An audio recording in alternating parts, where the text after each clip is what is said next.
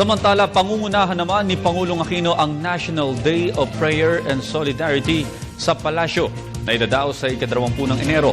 May tema itong isang bansa, isang panalangin na kung saan inaalay nila ito sa ibinigay na gabay ng dakilang lumikha sa sambayanan para harapin ang mga nagdaang pagsubok o kalamidad. Para sa detalye, muli mo kaming balitaan, Julius D. Samboron. Pangungunahan ni Pangulong Aquino sa ika-20 ng Enero ang isang simpleng programa sa Malacanang.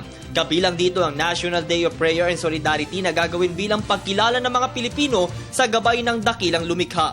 Ayon kay Presidential Communication Operations Office Secretary Herminio Sani Coloma Jr., hinihimok ng punong ehekutibo ang bawat isa na makilahok dito.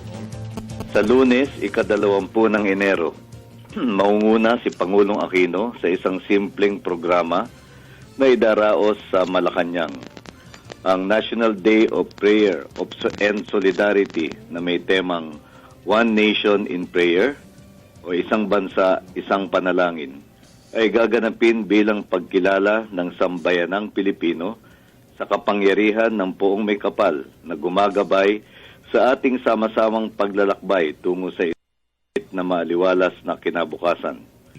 Magbibigay daan ang nasabing programa para sa pamahalaan, pinuno ng iba't ibang relihiyon at miyembro ng civil society na magsama-sama, magkaisa at bigyang pagkilala sa pamamagitan ng pagdarasal ang ibinibigay na tulong ng Diyos tungo sa mas progresibong pagtahak sa kaunlaran.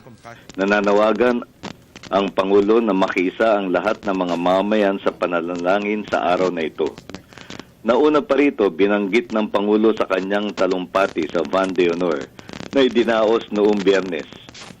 Hinggil sa pagkamangha ng iba sa katatagan ng ating bansa, ito ay bunga ng matibay na pananampalataya ng mga Pilipino na pinalalalim at lalo pang nagiging matatag sa harap ng mga pagsubok. Dagdag pa ng kalihim na ginawa ito para magbigay panawagan sa mga Pilipino na manalangin. Hinimok nila ang partisipasyon ng lahat ng sektor ng ating lipunan sa nasabing pagdarasal. Bunga ng matibay na pananampalataya ng mga Pilipino kahit pa nagdaan ng mga pagsubok gaya ng gyera sa Mindanao at mga kalamidad gaya ng lindol at hagupit ng bagyong Yolanda.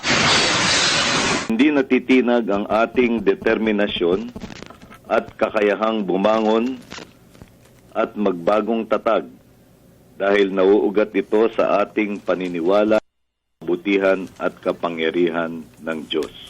Ang nasabing programa ay kasabay din sa pagdiriwang na ika-13 anibersaryo ng EDSA 2 na nagpatalsik kay dating Pangulong Joseph Estrada sa pwesto at naganap noong taong 2001. Para sa Telebisyon ng Bayan, ako si Julius D. Samboron.